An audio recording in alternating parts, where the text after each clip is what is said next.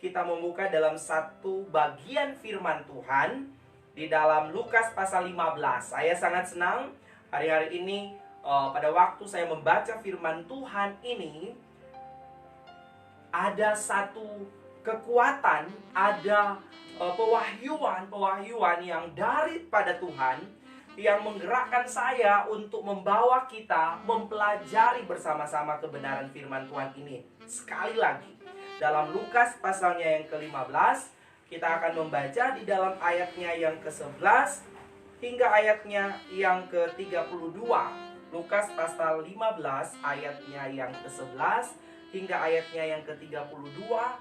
Di sana berbicara tentang perumpamaan tentang anak yang hilang. Saudara boleh memperhatikan di dalam Alkitab saudara. Saudara juga boleh membacakannya dengan bersuara, dan saya akan membacakan untuk kita semua. Perumpamaan tentang anak yang hilang. Yesus berkata lagi, ada seorang mempunyai 2 anak laki-laki. Kata yang bungsu kepada ayahnya, "Bapa, berikanlah kepadaku bagian harta milik kita yang menjadi hakku." Lalu ayahnya membagi-bagikan harta kekayaan itu di antara mereka. Beberapa hari kemudian anak bungsu itu menjual seluruh bagiannya itu, lalu pergi ke negeri yang jauh. Di sana ia memboroskan harta miliknya itu dengan hidup berfoya-foya. Setelah dihabiskannya semuanya, timbullah bencana kelaparan di dalam negeri itu, dan ia pun mulai melarat. Lalu ia pergi dan bekerja pada seorang majikan di negeri itu. Orang itu menyuruhnya ke ladang untuk menjaga babinya. Lalu ia ingin mengisi perutnya dengan ampas yang menjadi makanan babi itu, tetapi tidak seorang pun yang memberikannya kepadanya. Lalu ia menyadari keadaannya, katanya, "Betapa banyaknya orang upahan bapakku yang berlimpah-limpah makanannya, tetapi aku di sini mati kelaparan. Aku akan bangkit dan pergi kepada bapakku dan berkata kepadanya, Bapa, aku telah berdosa terhadap surga dan terhadap Bapa. Aku tidak layak lagi disebutkan anak Bapa. Jadikanlah aku sebagai salah seorang upahan Bapa." Maka bangkitlah ia dan pergi kepada bapaknya. Ketika ia masih jauh, ayahnya telah melihatnya. Lalu tergeraklah hatinya oleh belas kasihan. Ayahnya itu berlari mendapatkan dia, lalu merangkul dan mencium dia. Kata anak itu kepadanya, "Bapa, aku telah berdosa terhadap sorga dan terhadap Bapa. Aku tidak layak lagi disebutkan anak Bapa." Tetapi ayah itu berkata kepada hamba-hambanya, "Lekaslah, bawa kemari jubah yang terbaik. Pakaikanlah itu kepadanya, dan kenakanlah cincin pada jarinya, dan sepatu pada kakinya. Dan ambillah anak lembu tambun itu. Sembelilah dia, dan marilah kita makan dan bersukacita. Sebab anakku ini telah mati dan menjadi hidup kembali. Ia telah hilang dan didapat kembali." Maka mulailah mereka bersukaria. Tetapi anaknya yang sulung berada di ladang, dan ketika ia pulang dan dekat ke rumah, ia mendengar bunyi seruling dan nyanyian tari-tarian. Lalu ia memanggil salah seorang hamba dan bertanya kepadanya, "Apa arti semuanya itu?" Jawab hamba itu, "Adikmu telah kembali, dan ayahmu telah menyembelih anak lembu tambun, karena ia mendapatkannya kembali dengan sehat." Maka marahlah anak sulung itu, dan ia tidak mau masuk. Lalu ayahnya keluar dan berbicara dengan dia. Tetapi ia menjawab ayahnya, katanya, "Telah bertahun-tahun aku melayani Bapa, dan belum pernah aku melanggar perintah Bapa. Tetapi kepadaku belum pernah Bapa memberikan seekor anak kambing untuk bersukacita dengan sahabat-sahabatku. Tetapi baru saja datang anak Bapa yang telah memboroskan harta kekayaan Bapa bersama-sama dengan pelacur-pelacur. Maka Bapa menyembelih anak lembu tambun itu untuk dia." Kata ayahnya kepadanya, "Anakku, engkau selalu bersama-sama dengan aku, dan segala kepunyaanku adalah kepunyaanmu. Kita patut bersukacita dan bergembira, karena adikmu telah mati dan menjadi hidup kembali. Ia telah hilang dan didapat kembali." Haleluya. Satu perumpamaan yang disampaikan oleh Tuhan Yesus yang tercatat di dalam Lukas pasal 15 ayat 11 hingga ayatnya yang ke-32 ini merupakan merupakan penggambaran tentang bagaimana kasih Tuhan yang besar. Tapi pada kesempatan ini saya mau mengambil bagian khususnya melihat dari sisi anak bungsu ini, ya. Mungkin ada yang menyampaikan melalui sisi bapa, ada yang menyampaikan dari sisi anak sulung. Tetapi saya mau menyampaikan pada saat ini mengenai sisi dari anak bungsu ini.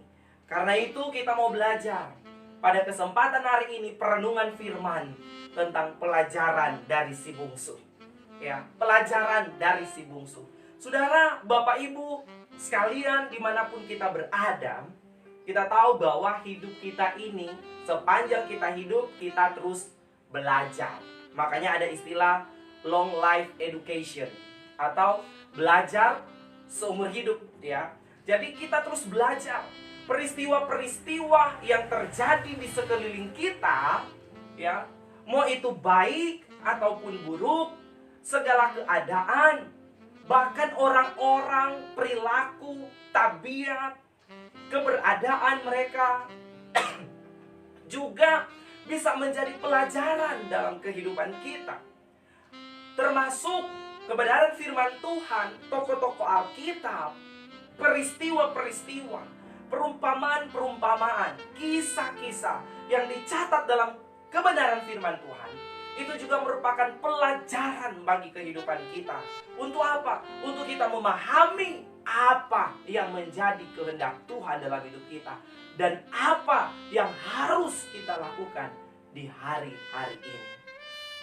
Dalam kebenaran firman Tuhan yang kita baca pada saat ini, kita mau melihat pelajaran-pelajaran apa yang kita bisa ambil dari si bungsu, si anak bungsu ini. Ya, saya mau melihat dari sisi anak bungsu ini, saudara. Karena ini menggambarkan kehidupan kita. Kita melihat di sana, Yesus yang menyampaikan perumpamaan ini berkata bahwa ada seorang mempunyai 2 anak laki-laki. Jadi ada satu orang yang mempunyai 2 anak laki-laki. Nah, 2 orang anak ini merepresentasikan kehidupan kita yang ada, ya. Kita melihat di sana dikatakan bahwa ada 2 anak laki-laki dari seseorang ini. Kemudian ada si bungsu, dalam ayat 12 dikatakan, kata yang bungsu kepada ayahnya, "Bapak, berikanlah kepadaku bagian harta milik kita yang menjadi hakku." Lalu ayahnya membagi-bagikan harta kekayaannya itu di antara mereka. Dikatakan oleh si bungsu, inisiatif dari si bungsu yang berkata bahwa, "Bapak, berikanlah kepadaku bagian harta milik kita yang menjadi hakku." Ya, saudara. Kalau kita berada di posisi bapak, di posisi orang tua, saudara, tidaklah sopan, ya, kalau ada anak-anak yang orang tuanya masih sehat, masih kuat, kemudian tiba-tiba minta warisan, ya. Tiba-tiba minta haknya. Karena biasanya warisan itu haknya orang tua untuk yang mau membagikan itu, ya. Jadi apalagi kalau orang tua masih sehat, ini berharap orang tua semua mati seperti itu, ya, sehingga minta gitu warisan, ya. Nah, jadi ini apa yang kita lihat dalam kisah, dalam perumpamaan ini yang digambarkan dalam perumpamaan oleh Tuhan Yesus. Saya melihat bahwa hal yang perlu kita pelajari adalah bahwa kita melihat ini anak bungsu ini, yang pertama perilakunya, sikapnya ini, dia tidak menghormati otoritas daripada bapa, ya. Dia tidak menghormati hak daripada bapa, ya. Dia mau dikatakan bahwa berikanlah harta milik kita yang menjadi hakku, berikanlah, ya. Dia memohon kepada bapa supaya hak atau harta miliknya itu, warisan bagiannya itu segera untuk dia miliki. Ya, saudara, memang kita ini adalah anak-anak Allah, kata firman Tuhan. Dan kita juga adalah ahli waris kerajaan Allah.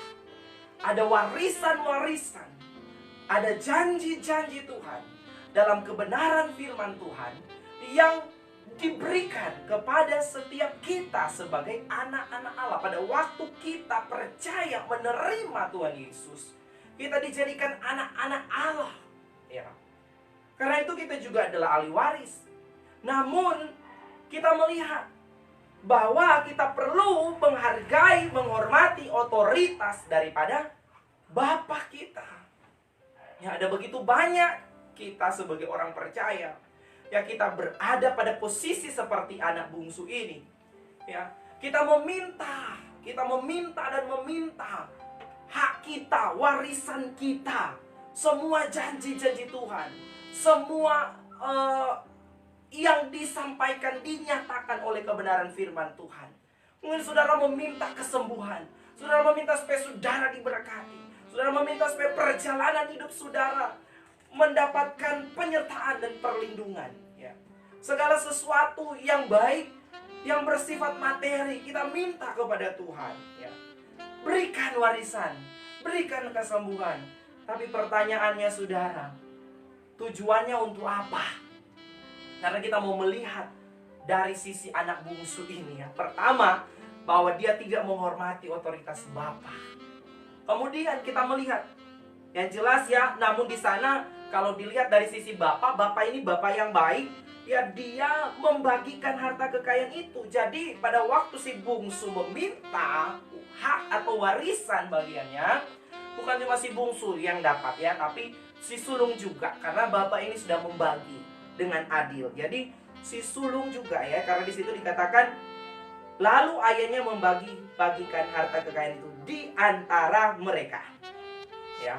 Kemudian beberapa hari kemudian anak bungsu itu menjual seluruh bagiannya itu, lalu pergi ke negeri yang jauh. Kita perhatikan baik perilaku dari si bungsu ini, ya. Pertama, dia tidak menghormati otoritas Bapa. Kemudian yang kedua, dia ini tidak memiliki perencanaan dan tujuan hidup yang jelas, ya. Dia telah menerima warisan dari Tuhan, namun dia tidak memiliki perencanaan dan tujuan hidup yang jelas. Dikatakan pada waktu harta warisan itu telah didapatnya, dia menjual seluruh bagiannya itu, lalu pergi ke negeri yang jauh. Di sana ia memboroskan harta miliknya itu dengan hidup berfoya-foya. Kita melihat bahwa dia tidak memiliki perencanaan dan tujuan hidup yang jelas. Dia hanya ingin senang-senang, saudara. Dia tidak memiliki perencanaan tujuan hidup yang jelas. Saudara, ketika saudara meminta warisan seperti, ya, contoh kesehatan, saudara mau pakai apa kesehatan saudara? Ketika saudara meminta supaya saudara memiliki, ya, mobil yang baru misalnya, atau lain sebagainya, tujuannya untuk apa, saudara? Ya, harus jelas, saudara. Ya, kita mesti memiliki perencanaan dan tujuan hidup yang jelas, mempergunakan segala warisan berkat yang Tuhan telah beri dalam hidup kita dengan tepat sasaran, ya, saudara. Kita lihat si bungsu ini, dia tidak memiliki perencanaan dan tujuan hidup yang jelas. Yang ketiga, ya, dia tidak dapat menjadi pengelola berkat dengan baik, ya. Saudara, kita melihat dari si bungsu ini, dia sudah dapat warisan. Tujuannya apa? Bukan supaya, oh, saya mau dapat warisan, saya mau berusaha, saya mau bangun bisnis, kemudian saya mendapatkan untung, ya, melipat gandakan hasil yang saya sudah peroleh. Tidak, saudara. Dia tidak dapat menjadi pengelola berkat dengan baik. Yang dilakukan adalah jual dan dipakai untuk apa? Berfoya-foya. Saudara, firman Tuhan berkata kalau kita setia dalam perkara-perkara yang kecil, maka Tuhan akan mempercayakan kita perkara-perkara yang lebih besar. Namun bagaimana ketika kita ada dalam posisi menjadi orang-orang yang tidak dapat dipercaya? Tentunya kita tidak akan diperbesar kapasitas kita.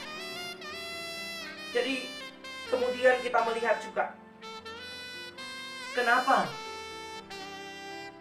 anak bungsu ini, ya, dia mau meminta warisan kepada bapaknya. Dari kisah ini, dari perumpamaan ini kita melihat bahwa dikatakan bahwa beberapa hari kemudian anak bungsu itu menjual seluruh bagiannya itu, lalu pergi ke negeri yang jauh. Di sana ia memboroskan harta miliknya itu dengan hidup berfoya-foya, saudara. Memang adalah rencananya bahwa dia mau keluar dari rumah Bapa. Ya, dia tidak mau hidup, ya, tidak mau terkekang. Ya, kita belajar dari si bungsu ini, melihat perilaku-perilakunya ini. Ya, dia tidak mau terkekang oleh aturan-aturan Bapa. Dia mau bebas. Dia mau hidup sesukanya dia. Dia mau hidup apa? Kalau bahasa kerennya ya, suka semau gue. Gitu ya. Dia mau hidup suka-sukanya dia. Karena itu dia tidak mau tinggal di rumah Bapa. Dia minta harta warisannya. Dia jual, dapat uang. Untuk apa? Untuk berfoya-foya. Karena dia ingin hidup bebas. Tidak mau hidup di bawah aturan-aturan Bapa. Ya. Ini juga menggambarkan kehidupan kita. Ada banyak orang yang mengaku Kristen, tetapi tidak mau hidup di bawah aturan-aturan daripada Bapa kita di surga. Saudara, bahwa kita tahu bersama bahwa Tuhan menetapkan aturan-aturan, Tuhan menetapkan perintah-perintah, Tuhan menetapkan ajaran-ajarannya untuk kita supaya apa? Dimaksudkan untuk kebaikan kita. Namun ada begitu banyak kita yang menolak. Kita mau hidup sesuka kita. Kita mau Tuhan memenuhi apa yang kita mau. Tuhan memberikan apa yang kita inginkan. Namun kita tidak bisa menjadi pengelola yang baik. Namun kita ingin supaya kita bebas. Tidak mau hidup di dalam aturan-aturan Tuhan. Kita mau hidup sesukanya kita. Kita mau bebas. Tidak mau hidup di bawah aturan Tuhan. Karena itu dia mau keluar. Tinggalkan tempat kediaman Bapa. Ya, saudara. Ini hidup dari si bungsu. Dia mau keluar dari Bapa dan hidup sesukanya dia. Tidak mau hidup di bawah aturan-aturan daripada Bapa. Ya. Saya katakan tadi bahwa ada begitu banyak kita juga demikian. Kita hanya mau supaya kita diberkati. Kita mau supaya Tuhan menuruti keinginan kita. Namun kita ingin hidup tanpa aturan-aturan dari Bapa. Kemudian selanjutnya, apa yang terjadi? Kita lihat bahwa setelah ayat 14 dikatakan setelah dihabiskannya semuanya, timbullah bencana kelaparan di dalam negeri itu, dan ia pun mulai melarat. Setelah dihabiskannya semuanya, timbullah bencana kelaparan di negeri itu, dan ia pun mulai melarat. Apa yang digambarkan dalam perumpamaan ini? Bahwa Tuhan mau menggambarkan bahwa ya, dalam firman-Nya juga di bagian yang lain, nanti kita sebentar akan baca. Di situ dikatakan bahwa ada hari-hari malang. Ada hari-hari baik, ada hari-hari malang juga. Nah, kenyataannya si bungsu ini dengan kehidupannya yang suka-sukanya gue, semaunya dia, suka-sukanya hidup bebas, tanpa pikir akan masa depan dan tujuan hidup yang jelas, ya. Pokoknya dia tahu bahwa saat itu dia punya banyak uang. Dia tidak berpikir untuk keadaan di depan. Karena itu dia memiliki sikap yang tidak mempersiapkan diri akan hari-hari yang malam. Saudara, ya, si bungsu ini tidak mempersiapkan diri akan hari-hari yang malam. Karena itu dikatakan tiba-tiba timbullah bencana kelaparan di dalam negeri itu, dan ia pun melarat. Saudara, perhatikan kehidupan yang jauh dari Bapa, terpisah dari Bapa. Kita melihat hidupnya apa? Akibatnya, saudara, karena dia tidak menghormati otoritas Bapa. Dia tidak memiliki perencanaan dan tujuan hidup yang jelas. Dia tidak dapat menjadi pengelola berkat Tuhan dengan baik.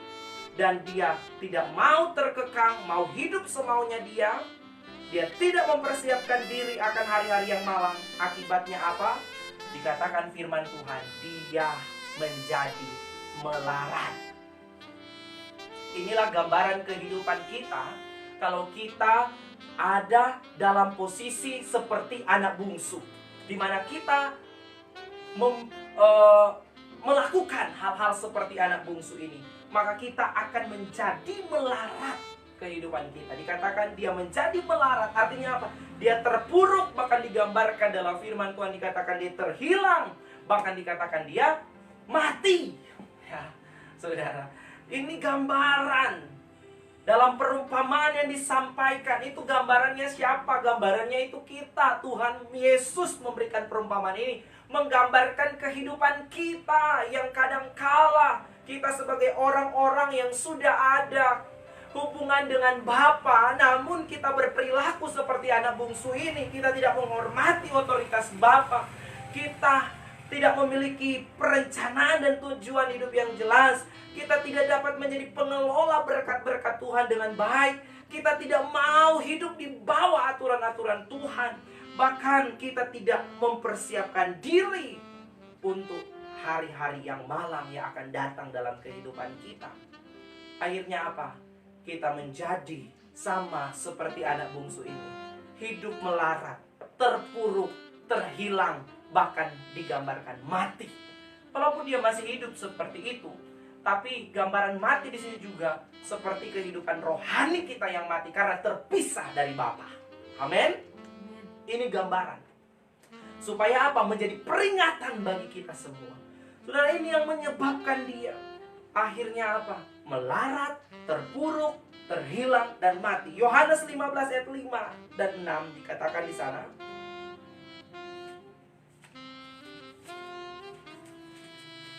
Yohanes pasalnya yang ke-15, ayatnya yang ke-5 dan 6, firman Tuhan berkata, "Akulah pokok anggur dan kamulah ranting-rantingnya. Barang siapa tinggal di dalam aku dan aku di dalam dia, ia berbuah banyak. Sebab di luar aku, kamu tidak dapat apa? Berbuat apa-apa. Barang siapa tidak tinggal dalam aku, ia dibuang keluar seperti ranting dan menjadi kering, kemudian dikumpulkan orang dan dicampakkan ke dalam api, lalu dibakar." Saudara perhatikan, inilah kehidupan yang terpisah dari Bapa. Ya, jadi firman Tuhan sudah berkata bahwa di luar Tuhan kita tidak dapat berbuat apa-apa. Kita digambarkan seperti ranting yang dibuang dan menjadi kering dan akhirnya dibuang ke dalam api. Ya saudara, inilah kehidupan yang terpisah dari Bapa. Ya, kita perlu menyadari bahwa seperti firman Tuhan katakan bahwa di luar Tuhan kita tidak dapat berbuat apa-apa. Yeremia 17 ayat 5 dan 6. Di sana dikatakan, Yeremia pasalnya yang ke-17 ayatnya yang ke-5 dan 6, di sana dikatakan, "Beginilah firman Tuhan, terkutuklah orang yang mengandalkan manusia, yang mengandalkan kekuatannya sendiri, dan yang hatinya menjauh daripada Tuhan. Ia akan seperti semak bulus di padang belantara. Ia tidak akan mengalami datangnya keadaan baik. Ia akan tinggal di tanah angus di padang gurun, di negeri padang asin yang tidak berpenduduk." Saudara perhatikan, inilah kehidupan yang terjadi pada anak bungsu ini. Karena dia terpisah dari Bapa, akhirnya apa? Dia tidak dapat berbuat apa-apa, hidupnya melarat, saudara, terhilang dan mati. Firman Tuhan katakan bahwa karena apa juga? Karena sama seperti dalam Yeremia 17, dia mulai mengandalkan kekuatannya sendiri. Dia merasa dia mampu tanpa Bapa. Tanpa aturan-aturan Bapa saya mampu. Saya bisa, toh saya punya warisan, toh saya sehat, toh saya kuat, toh saya punya ini. Mungkin saudara berkata, toh saya jabatan dalam perusahaan seperti ini, saya punya bisnis, saya punya usaha di mana-mana, saya punya gelar, profesi dan sebagainya, saudara. Namun kalau saudara mengandalkan kekuatan saudara sendiri, sama seperti firman Tuhan katakan bahwa saudara terkutuk. Hidupnya terkutuk karena dia mengandalkan kekuatannya sendiri. Firman Tuhan katakan ia seperti semak bulus di padang belantara. Ia tidak akan mengalami datangnya keadaan baik. Karena itu pada waktu timbul bencana, maka Alkitab katakan tadi, melaratlah ia. Saudara, pentingnya kita selalu terhubung dengan Bapa. Amin. Pentingnya kita tinggal bersama-sama dengan Bapa. Pentingnya kita untuk apa? Menghormati otoritas Bapa. Pentingnya untuk apa? Untuk kita merencanakan, berjalan dalam rencana dan tujuan ilahi dalam kehidupan kita. Dan menjadi pengelola-pengelola berkat Tuhan dengan baik. Karena itu, apa yang harus kita lakukan ketika kita belajar dari anak bungsu ini? Ya. Kita melihat bahwa saat kebenaran firman Tuhan ini disampaikan, kita mulai merenung bersama-sama. Anak bungsu itu saya. Anak bungsu itu menggambarkan kehidupan, oh saya selama ini seperti itu. Saya selama ini tidak menghormati otoritas Bapa. Saya selama ini hanya mau supaya Bapa memenuhi, Tuhan penuhi segala keinginan saya.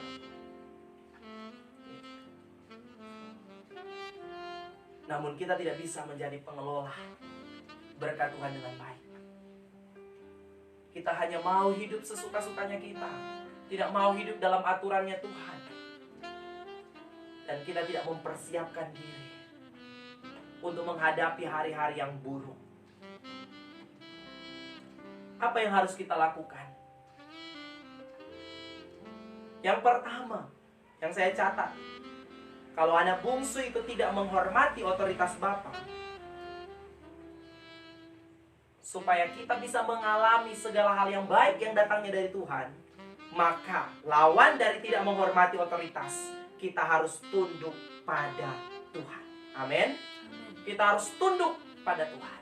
Kita harus mengambil sikap untuk tunduk pada Tuhan. Yakobus 4 ayat 7.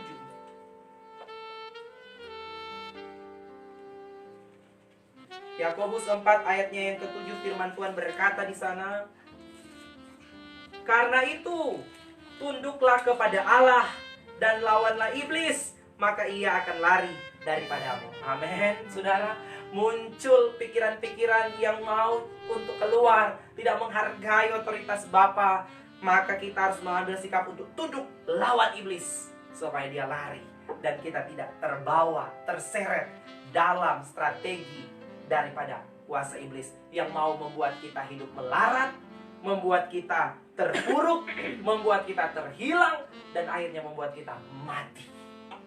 Karena itu kita harus apa? Tunduk kepada Allah. Amin. Kita harus memposisikan diri kita dalam sikap, hati, dan hidup yang mau tunduk kepada Allah. Haleluya. Kemudian yang kedua, kalau kedua tadi sikap si bungsu adalah dia tidak memiliki perencanaan dan tujuan hidup yang jelas, maka kita supaya mengalami penyertaan dan perlindungan serta berkat Tuhan, kita harus apa? Berlari kepada tujuan ilahi, yaitu panggilan surgawi. Amin. Ada tujuan ilahi dalam hidup kita, yaitu panggilan surgawi. Filipi 3 ayat 13 sampai 14. Filipi pasalnya yang ketiga. Filipi pasalnya yang ketiga ayatnya yang ke-13 dan 14 dikatakan di sana, saudara-saudara, aku sendiri tidak menganggap bahwa aku telah menangkapnya, tetapi ini yang kulakukan. Aku melupakan apa yang telah di belakangku. Katakan amin, ya. Melupakan segala sikap kita yang mungkin seperti si bungsu ini, yang dulunya tidak punya tujuan, tidak punya perencanaan hidup yang jelas, suka hidup semau-maunya gue, ya. Mari kita mulai apa? Melupakan apa yang ada di belakang kita, masa lalu kita, dan mengarahkan diri kepada apa yang di hadapanku, dan berlari-lari kepada tujuan. Kita sekarang memiliki tujuan. Tujuannya apa? Untuk memperoleh hadiah, yaitu panggilan surgawi dari Allah dalam Kristus Yesus. Haleluya. Ada tujuan. Dulunya kita tidak punya perencanaan, tidak punya tujuan hidup yang jelas, ya. Sekarang kita berlari kepada tujuan ilahi, yaitu panggilan surgawi dalam Kristus Yesus Tuhan kita. Haleluya. Berlari kepada panggilan surgawi. Dan berlari kepada hal-hal yang justru membawa kita jauh daripada Bapa. Namun kita berlari kepada panggilan surgawi, semakin dekat dengan Bapa, sehingga kita semakin bisa merepresentasikan kehidupan Bapa di tengah-tengah dunia ini. Saudara, selanjutnya, dulunya kita tidak bisa menjadi pengelola berkat Tuhan dengan baik. Sekarang kita harus mengambil sikap untuk apa? Menjadi pengelola berkat Tuhan dengan baik. Jadi saudara dipercayakan 1 talenta, saudara dipercayakan 2 talenta, saudara dipercayakan 3, 5, saudara harus bertanggung jawab. Saudara harus dapat mengelola itu dengan baik untuk hormat dan kemuliaan bagi nama Tuhan. Selanjutnya, ya, kalau si bungsu ini dia hidup, ya, tidak mau di bawah aturan-aturan daripada Bapa, karenanya dia keluar dari rumah Bapa. Dia mau hidup suka-sukanya dia. Kita harus mengambil sikap apa, saudara? Kita harus hidup dalam aturan dan kehendak Allah. Amin. Kita harus hidup dalam aturan dan kehendak Allah, saudara. 1 Petrus 4 ayat 2 sampai 5, firman Tuhan di sana berbicara dan menyampaikan kepada kita pada pagi hari ini. Dikatakan dalam 1 Petrus pasal 4 ayatnya yang kedua hingga ayatnya yang ke-5, dikatakan, supaya waktu yang sisa jangan kamu pergunakan menurut keinginan manusia. Jangan pergunakan hari-hari ini menurut keinginan-keinginan kita saja, saudara, ya. Menurut suka-sukanya kita. Tapi dikatakan firman Tuhan, ya, tetapi menurut kehendak Allah. Katakan amin. Amin. Menurut kehendak Allah. Kalau dulunya, kalau kita lihat pelajaran dari si bungsu ini, dia hanya mau hidup suka-sukanya dia hanya mau hidup semaunya dia. Tapi kita sebagai orang percaya, kita belajar. Ternyata yang harus kita lakukan yang benar adalah kita tidak hidup lagi menurut keinginan-keinginan kita saja, menurut kehendak-kehendak kita saja. Tetapi dikatakan firman Tuhan dalam 1 Petrus 4 ayatnya yang kedua mulai. Di situ dikatakan, tetapi menurut kehendak Allah. Katakan kepada samping kiri, kepada diri sendiri, menurut kehendak Allah. Katakan, saudara, ya, katakan menurut kehendak Allah. Haleluya. Ya, saudara, hidup menurut kehendak Allah.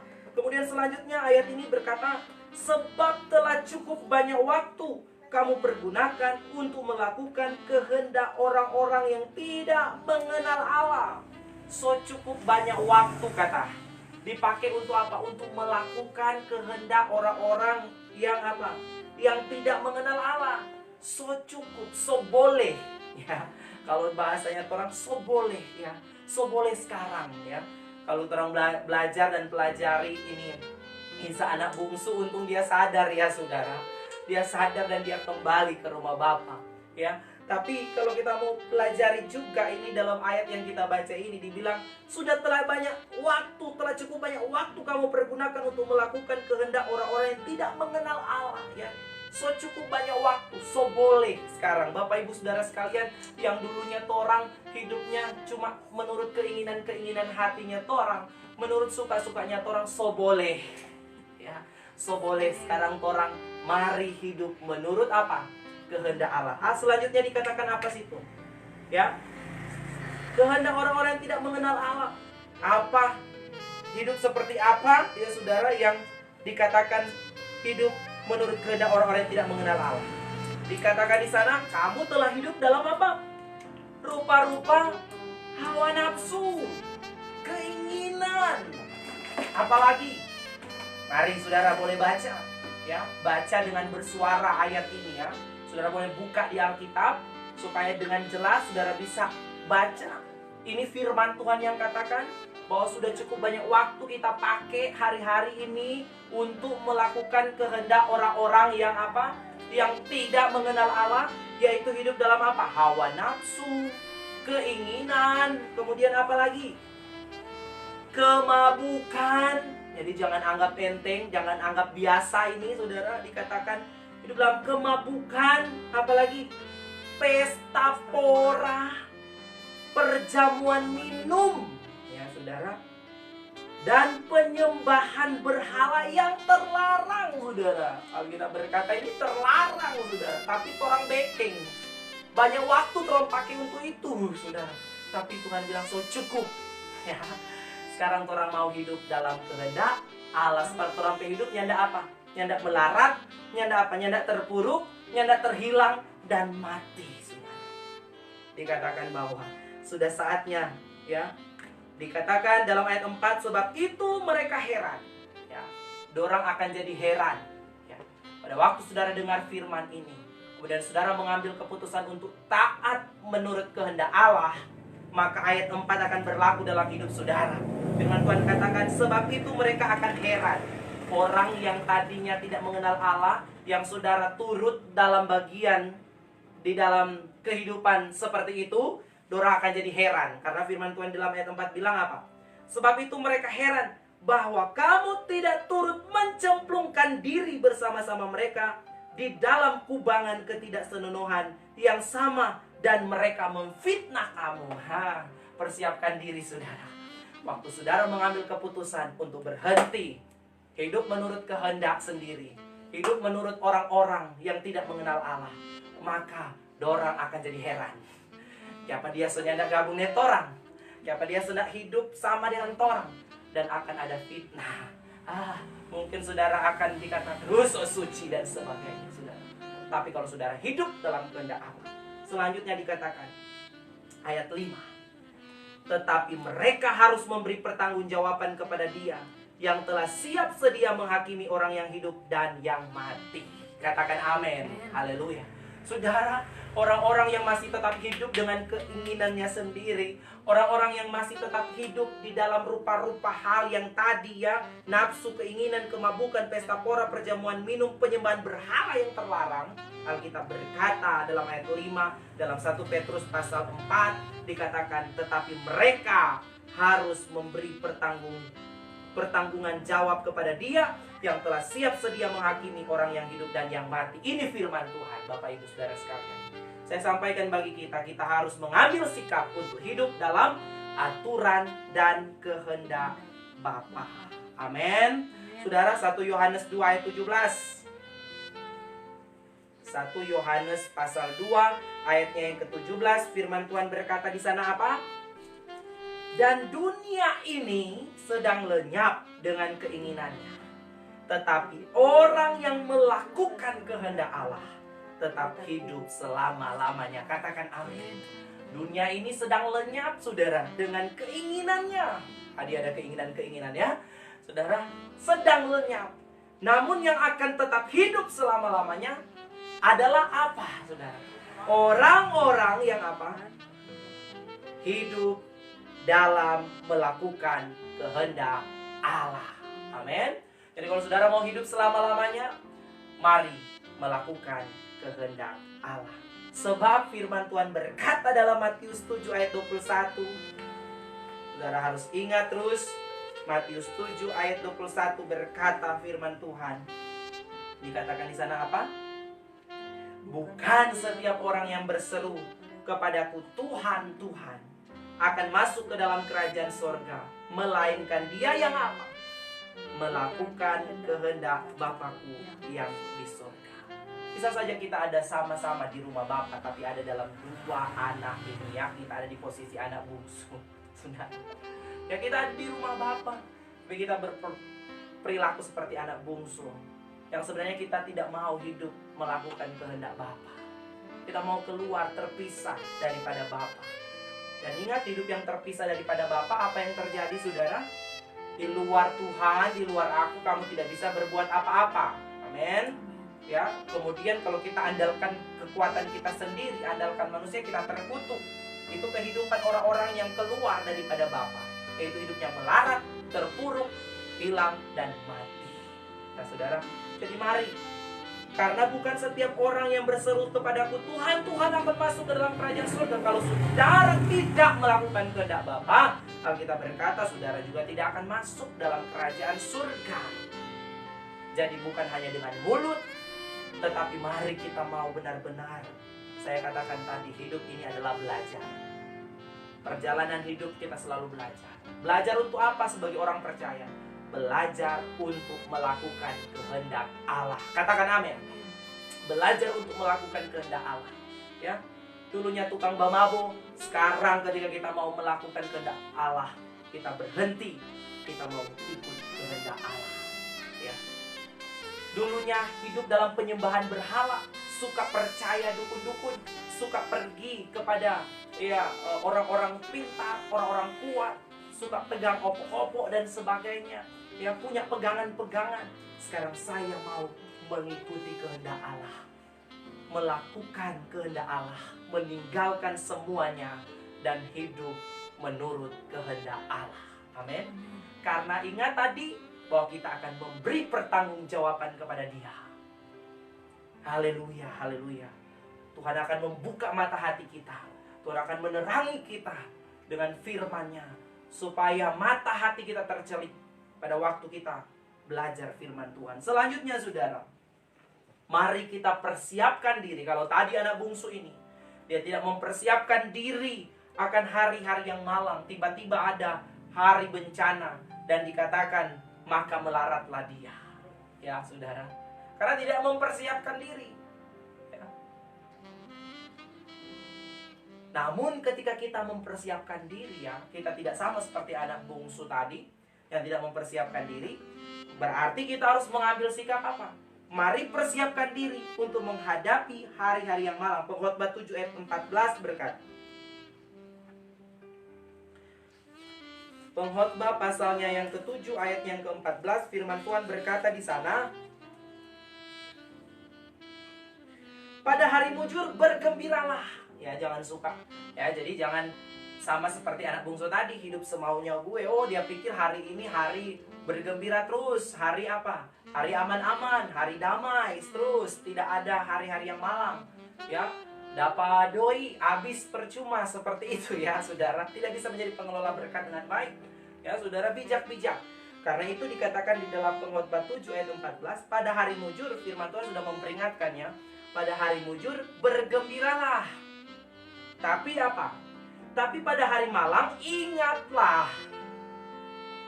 bahwa hari malang ini pun dijadikan Allah, seperti juga hari mujur, supaya manusia tidak dapat menemukan sesuatu mengenai masa depannya. Apa maksud di sini?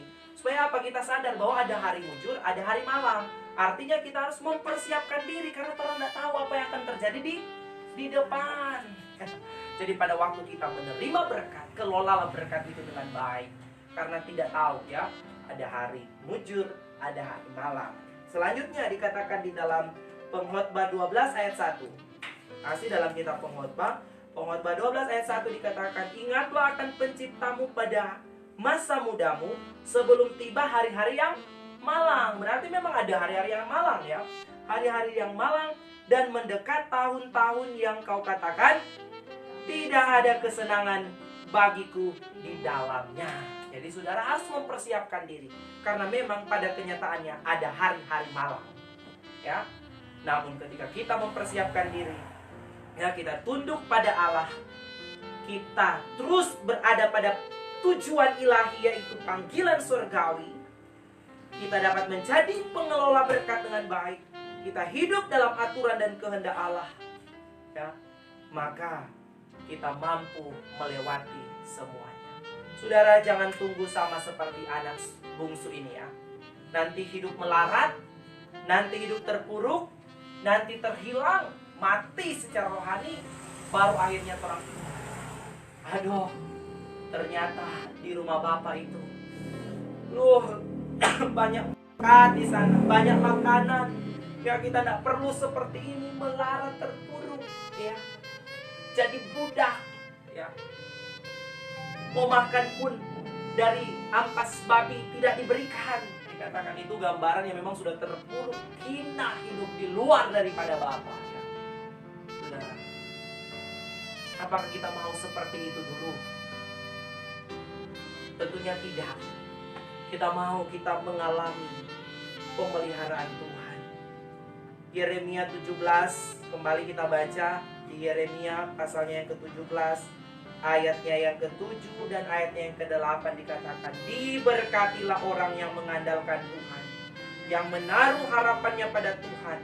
Ia akan seperti pohon yang ditanam di tepi air, yang merambatkan akar-akarnya ke tepi batang air, dan yang tidak mengalami datangnya panas terik, yang daunnya tetap hijau, yang tidak khawatir dalam tahun kering, dan yang tidak berhenti menghasilkan buah. Ada tahun kering, ada hari-hari malam, namun orang-orang yang senantiasa hidup melekat kepada Bapa, mengandalkan Bapa, tidak terpisah dari Bapa, dikatakan bahwa tidak khawatir dalam tahun-tahun kering, tidak khawatir dalam hari-hari yang malam. Amin.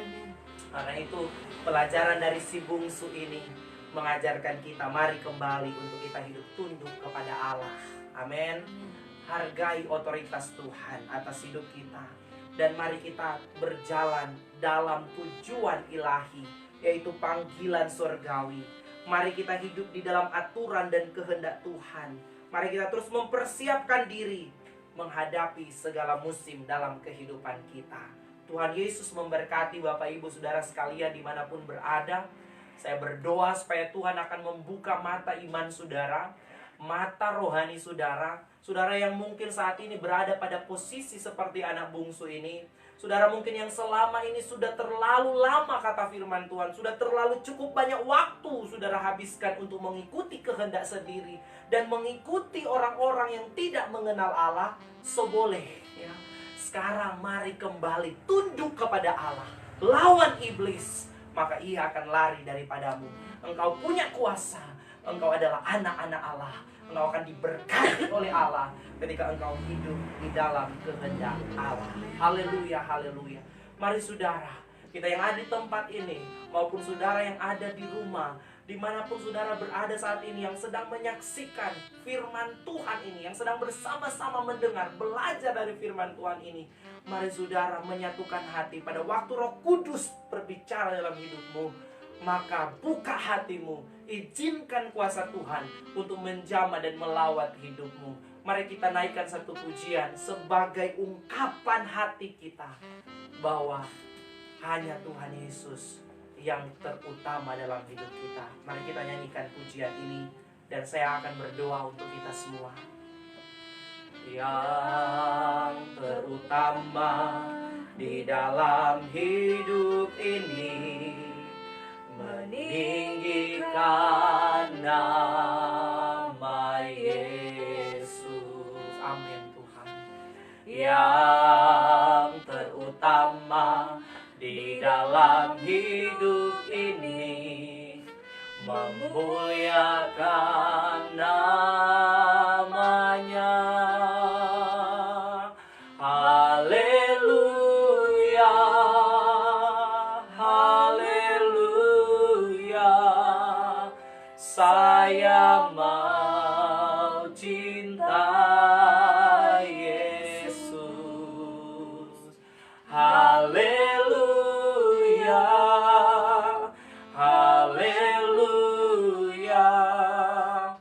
Saya mau cinta Yesus. Yang terutama, yang terutama. Mari dengan segenap hati nyatakan kepada Tuhan bahwa yang terutama adalah meninggikan nama Yesus. Yang terutama adalah menyenangkan hati Tuhan. Yang terutama di dalam hidup ini, memuliakan namanya. Haleluya, katakan haleluya, haleluya. Saya mau cinta Yesus. Saya mau cinta Yesus. Haleluya, haleluya. Saya mau cinta Yesus. Haleluya. Mari dengan mengangkat tangan segenap hatimu kepada Tuhan. Haleluya, saya mau cinta Yesus. Haleluya, haleluya, haleluya, saya mau cinta Yesus. Tuhan sedang melihat hatimu, katakan haleluya. Oh Tuhan, haleluya, saya mau cinta Yesus. Haleluya, haleluya, haleluya,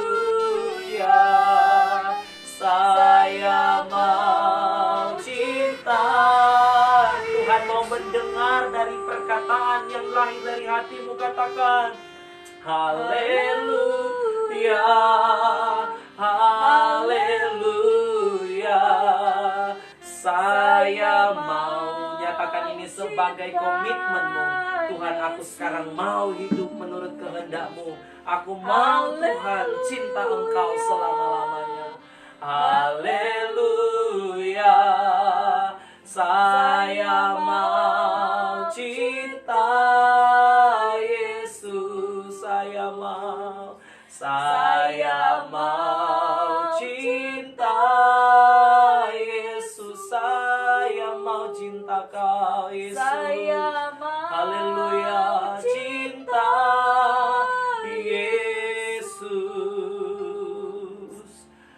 Tuhan Yesus, di hadapan hadirat-Mu kami sadar Tuhan bahwa firman-Mu berkata bahwa percintaan dengan dunia adalah permusuhan dengan Allah.